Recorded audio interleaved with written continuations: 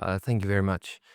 Wanyang yulam, ngai burunga durwan, goreng-goreng ngai jan, bandabara ngalan jaru, ngin ngai ngalan balbam jan ngin yulamu, ngai bagai galangan. So the language I start by speaking to you today is the Goreng-Goreng language, which is an endangered indigenous language from the central east coast of Queensland in Australia, where both my colleague and I have travelled in excess of 20 hours to be able to come and meet all of you wonderful people here today. And I must say, it is a true privilege to be standing on this beautiful country here in Vienna, Austria. And thank you for having us. So, joining me today is Dr. Simon Musgrave. Simon is the Research Support and Training Lead for LDACA. He was previously a member of staff in the linguistics program at Monash University also. We have an apology from Professor Michael Haugh, who I see was referenced in the previous presentation. That was a nice surprise. He is the lead chief investigator for LDACA. He's a professor of linguistics and applied linguistics at UQ, and he is also a fellow of the Australian Academy of Humanities. And myself, I'm a Goreng-Goreng person from Bundaberg. I'm a community researcher, and I'm also the senior program manager for the Language Data Commons. So again, thanks for having us. Today's session introduces a it introduces the Language Data Commons and our role in building a nationally significant language infrastructure within the broader research data commons, as it's known in Australia. Since its launch in 2021, LDAC has been working towards positioning Australia as a global leader in the stewardship of language collections, while ensuring that language data is findable, accessible with appropriate access controls, and also reusable. So this conversation today goes beyond data itself. It's also about the structures, the collaborations and the cultural values and all of those things that go together to shape how language data is governed, how it's accessed, and how it is used. So today we're going to explore LDACA's purpose and highlighting what a mature research infrastructure project, I guess the benefit of what that can do for both research within the university, but importantly, outside of the university also. So you'll hear about the central role of Indigenous languages and the intersection with minoritized languages as well, the importance of co-design, community co-design, and the partnerships that we have with GLAM institutions to unlock those shared collections, as well as the innovative tools provided through our LDACA analytics. And we'll also look at how researchers are supported through new methods, training opportunities and initiatives, such as the Graduate Digital Research Fellowship, which demonstrates how LDACA is creating lasting impact across the communities that we seek to serve at home. So why are we doing this? In Australia alone, there are over 400 languages that are spoken. Australia is also the home to the oldest continuous cultures and languages in the world, being Aboriginal and Torres Strait Islander languages. And it's also situated in one of the most linguistically diverse regions on the planet, and that is the Asia Pacific. One of the other reasons as to why we're doing this work is also noting the rise of generative AI and machine learning, and how that is fundamentally changing the ways in which researchers and communities can engage with language and textual data. All right. This is just to show that those walking this journey with us, we have many, many different partners. This is a co-investment project. Also wanting to note the Australian Research Data Commons, who are an agency which are funded by the Australian Federal Government Department of Education, and a substantial contributor to the work that we're doing. At its foundation, LDACA encompasses data, tools, and training. So when we look at language and cultural data, it's really about three things. It's about finding, it's four things: finding, securing, and then there's the collecting and organizing aspects. When it comes to the tools themselves, the tools that we use and the skills that we need, it's about analyzing the data, it's about repurposing the data, and it's also about training those who work with it. And always at the center of that, and we mustn't forget in the work that we're doing, um, it's about people. It's people data. Um, it's data about us, and in some instances, it's data by us. Um, and at the heart of that, we seek to contribute to a data ecosystem, which is informed by minoritized language groups, as well as Indigenous groups, as well as different various. Simon will take you through some of those various different aspects that we're looking at in terms of how much data. And so there's a strong emphasis for data for us. It's people at the heart of that. So we're doing a lot of work, particularly on data governance and centering voices in that conversation also. However, it's not without its challenges. So we have, as we've been going, these are some of the challenges that we have found thus far, which are shared to you. I don't purport to have uncovered them all, but I really share this in the instance of having a further conversation. We've found that language data is amassed in different collections, yet it is dispersed all over our continent and internationally. We're forever finding language material. I won't go through all of them, but I really just want to share that with you. Feel free to take a photo, and we'll in the interest of time, we'll talk about that one later. So they're all those challenges. I guess importantly for us, our work is organized into 5 main activity streams. And the first one is about laying the foundations for a national language data repository. So it's not just about the technology, but it's also about the shared standards, governance, and processes that make it all work for everyone. The second one is about securing language collections that are at risk. So everything from Aboriginal and Torres Strait Islander languages to Pacific languages, migrant languages, and different varieties of Australian English and sign languages also. The third stream is about building the data portal. This is a central place where researchers and communities can discover and use collections that are spread across libraries, archives, museums, galleries, and other repositories. And the fourth stream is about improving the tools for analyzing language data so people can work with spoken, written, signed, and multimodal materials in ways that are relevant, in ways that are transparent, reproducible, and genuinely useful for the communities in which we serve. And the fifth one is focused on training and engagement, which is around giving researchers and communities the skills and resources to work with language data responsibly and in ways that align with the fair and care principles. So altogether, these streams are about building strong community-led systems that support, protect, and connect language knowledge, and also to make sure that it is accessible in meaningful ways for many generations to come.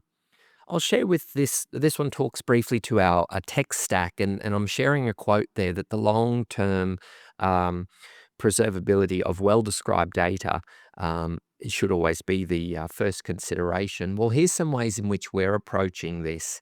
For us, it looks like the packaging of data and metadata together, bringing them together in the same place.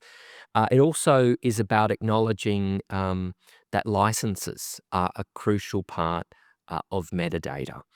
And also too, we're using the RO-Crate format as a standard format, which is becoming an increasingly accepted way of working. And some of the tools that we use to support this goal, well, for data management, we've got the RO-Crate metadata editor. And one of the other tools we're using for data discovery is the ONI portal, which I've seen used already. And I want to also share with you the QR code will take you to Pillars, which is the protocols we've made that says that data must be portable, data must be annotated, and governance must be in place. So they each extend to about 4 to 7 specific actions. Also, very quickly, I want to share to you, this is will be published very soon. It is the Indigenous Data Governance Framework, which have already had some conversations with key folk around some of the benefits that this might have in translating over for some of the work that you're doing with minoritized languages also. So I look forward to sharing that with you more. I will hand over, though, to my colleague Simon. Thanks, Robert. Okay, looking at the time, this is going to be a very quick tour of what we've been doing.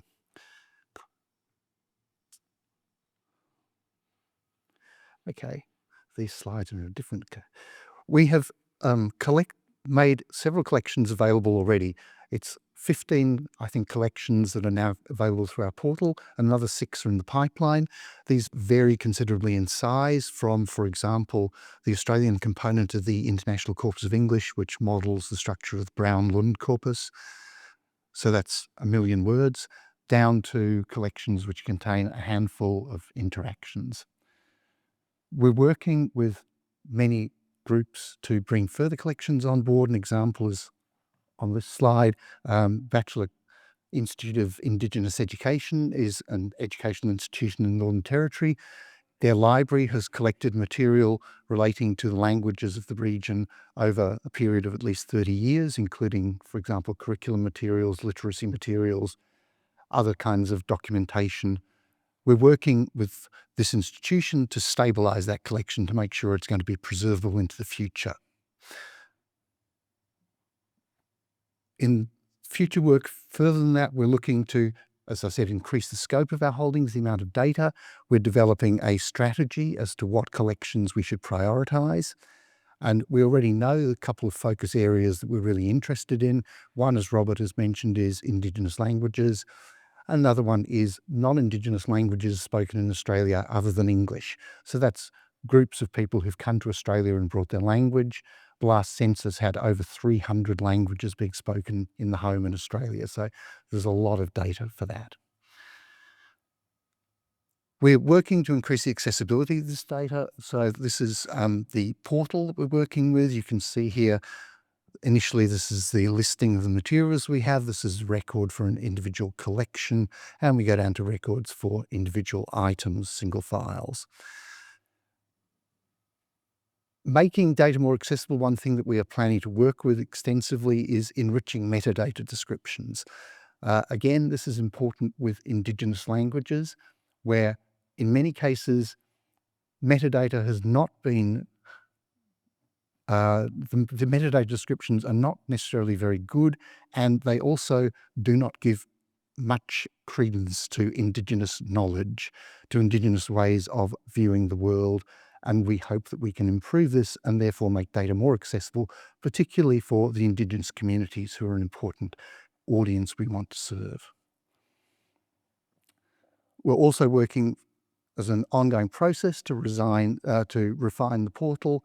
One example that you can see here, for example, is that we're looking at ways we can associate geographic data with data collections, and we can exploit that to make it more accessible.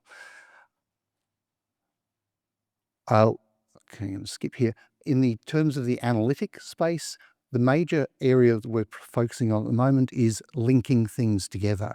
So we have some tools that have been constructed as part of the project. We have also a related project called Ladava Language Technology and Data Analysis Laboratory at the University of Queensland. Our colleague, Dr. Martin Schweinberger, has worked with that. We now want to make sure that those tools work with the data that we're providing, that there are good pathways between the tools and the data, and that this also makes it possible for people to bring their own data. We'll have some kind of data preparation workbench, and then they'll be able to access tools as well. And also to work the other way, that our data can go to external tools. Okay, I'm going to skip very quickly down to the end here and talk about the relationship between us, our project, and CLARIN. We're very grateful for very productive collaboration that I think has been developing over the last year or so. People like Daria and Benta have been really helpful, and we've learned a lot, and we're delighted to be here to learn even more.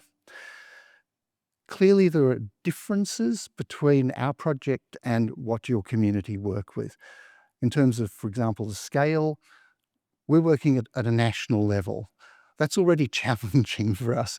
How you work at your multi-supranational level is astonishing, and congratulations on your success.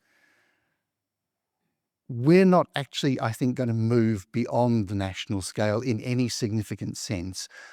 The landscape within which we work won't allow it. The kind of funding possibilities that the Australian government is open to will not allow it either. Nevertheless, we have a lot in common with you. We're mainly working with language data. You're working with language data. We have a lot of common ground. Particular examples of our shared interests at this stage that we're aware of. One is the area of parliamentary proceedings. The Parliament Project, which is a fabulous project, as you all know, has been running. We were fortunate to have Thomas and Matthias give us a webinar recently, and we're just starting a project as part of our bigger scheme called RAPID, which stands for Reusable and Accessible Public Interest Data. And the initial part of that is looking at the Australian parliamentary proceedings.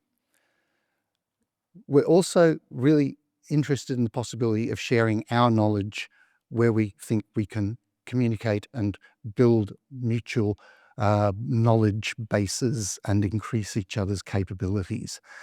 And to that end, as has been mentioned, we have some expertise, we think, in dealing with data governance for Indigenous data from minoritized communities.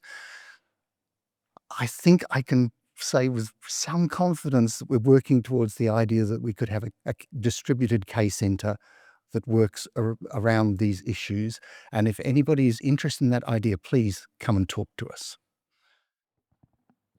Thanks for your presentation. My question is not related to the process that you showed, but I want to ask you if you have any data of the number of speakers of the indigenous languages in the achronical formats in time series that show how these languages increase or decrease in specific places of Australia compared to the English as language one.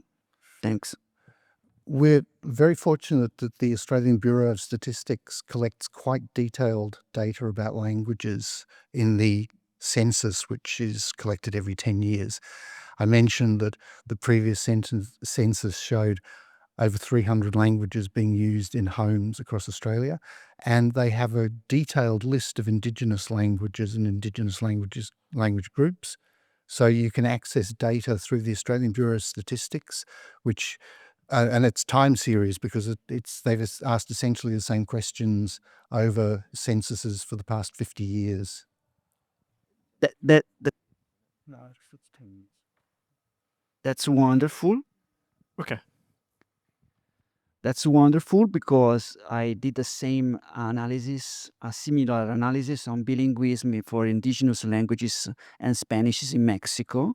So I have a model I want to test also with these languages as well. So many thanks. Thank you.